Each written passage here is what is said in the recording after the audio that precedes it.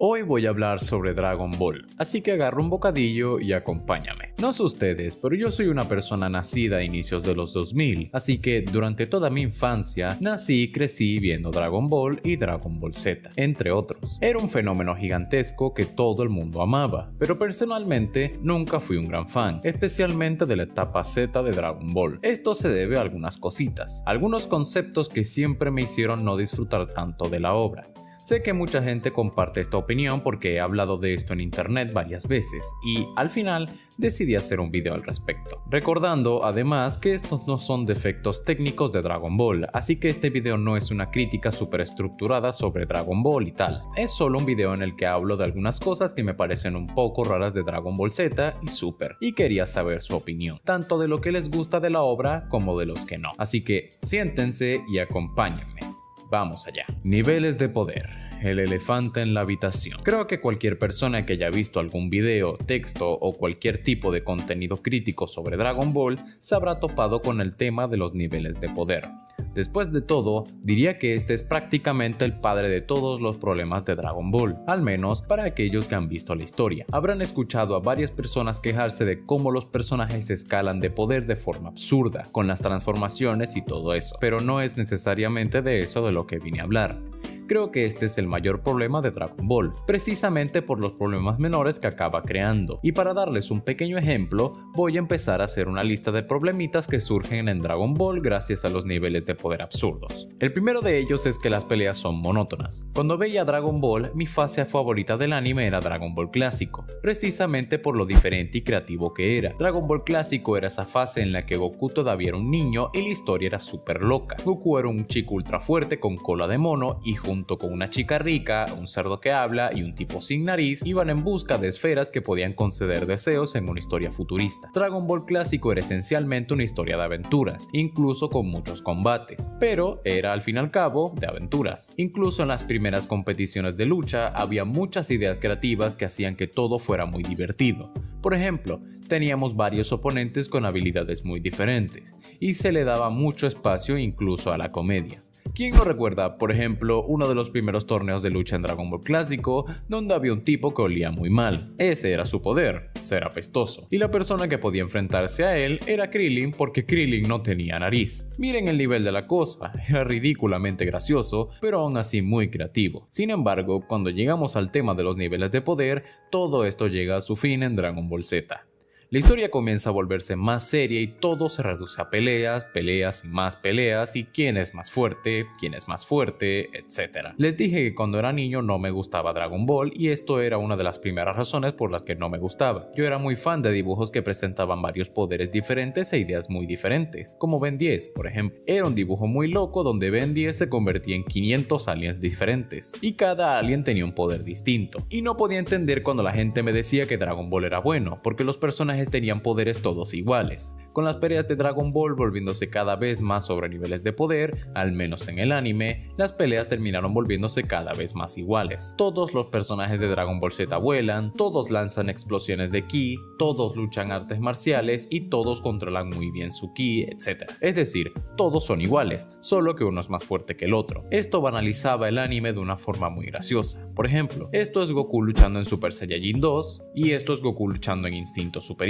¿Qué diferencia ves en estas peleas visualmente? Ninguna. Y es por eso que, con el tiempo, las transformaciones de Goku se convirtieron en memes en internet, porque no parecían tener una necesidad real de existir. El Super Saiyajin 1 hace que Goku sea más fuerte, el 2 lo hace aún más fuerte, el 3 lo hace ultra fuerte y el Super Saiyajin Dios lo hace mega fuerte. O la famosa transformación del Saiyajin Blue, que si nos fijamos en el nombre, sería algo como Saiyajin Dios Super Saiyajin. Es triste, porque Dragon Ball clásico tiene tantos personajes que son tan diferentes y estamos hablando en su mayoría de humanos. Pero cuando llegamos a Dragon Ball Z, donde Goku lucha contra alienígenas, demonios y monstruos, todos luchan de la misma manera. Además, como los niveles de poder de la obra son extremadamente exagerados, entramos en ese nivel de exageración. No hay forma de tener buenas demostraciones de poder en la historia. Recuerdo, por ejemplo, una escena de Dragon Ball Z cuando Goten y Trunks hacen la fusión en Super Saiyajin y hay una escena en la que el niño resultante de la fusión comienza a rodear el planeta Tierra varias veces en segundos a la velocidad de la luz. Los personajes son ridículamente fuertes. Es imposible hacer una pelea con grandes demostraciones de poder sin que el planeta sea destruido varias veces en medio de la pelea. Cada golpe que Goku da en una pelea haría explotar 3 planetas. Sería muy tonto. Y lo que es más molesto para mí es que Dragon Ball no tiene una narrativa tan interesante como para incluir a todos los personajes. Así que cuanto más fuertes se vuelven algunos de los personajes, más se dejan de lado la mayoría de los otros personajes,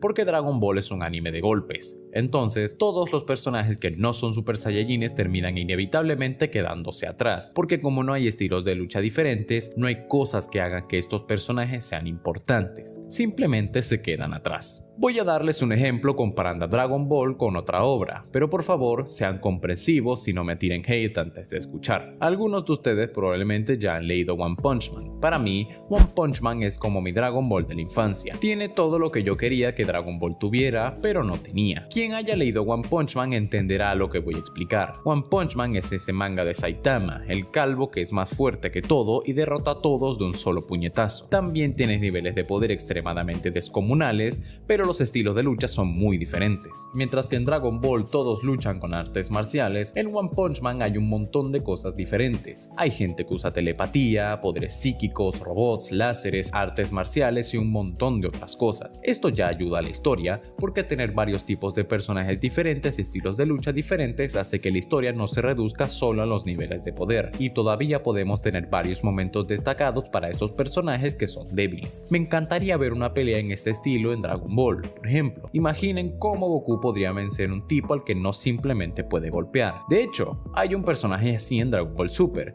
Si no me equivoco, es Hit, que tiene ese poder de manipular el tiempo. Si no me equivoco, lo podía hacer por medio segundo. Es un concepto genial, pero no hay muchos personajes que exploren esto. Esa cosa de que los otros personajes terminan quedándose de lado y los niveles de poder. Hay un arco en One Punch Man que es genial para comparar, que es el arco de la invasión de la ciudad Z. Básicamente este arco es genial porque encuentra una manera de usar a todos los personajes posible con una narrativa interesante. Para los que no conocen mucho One Punch Man, es una historia que tiene superhéroes, una organización de ellos que lucha contra villanos, monstruos, terroristas, etc.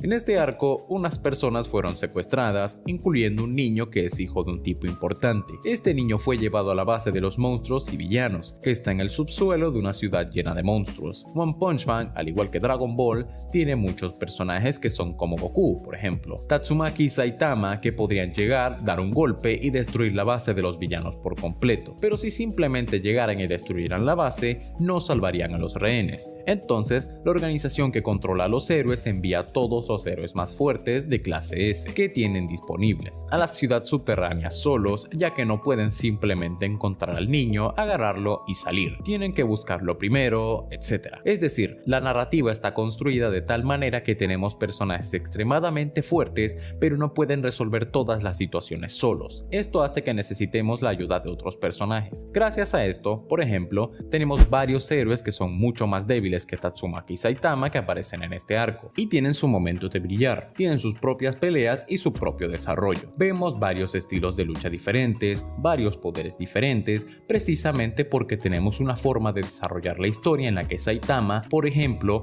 no lo resuelve todo al principio, o no es la única persona que puede resolver todo al principio. Esto incluso es una broma recurrente en One Punch Man. Saitama, como siempre derrota a todos sus enemigos con un solo puñetazo, siempre está muy alejado cuando hay un arco grande en la historia y solo aparece al final. Da un puñetazo al villano final y gana. Y me entristece porque Dragon Ball coquetea con esto a veces, pero nunca funciona. Por ejemplo, en el arco del torneo de poder, donde Goku llamó a todo su equipo. Llamó a Krillin porque es bueno en estrategia y todo eso. Vamos, es una buena idea llamar a alguien que es bueno en estrategia, pero Krillin apenas dura 3 segundos en el torneo. En el manga sé que dura una página y en el anime, si no me equivoco, duró unos 2 minutos antes de que un personaje lo lanzara fuera de la arena. Y bueno, esto fue todo por el video de hoy. Si te gustó, no olvides dejar tu like, suscribirte y comentar qué te pareció. Sin nada más que decir, me despido. Hasta la próxima.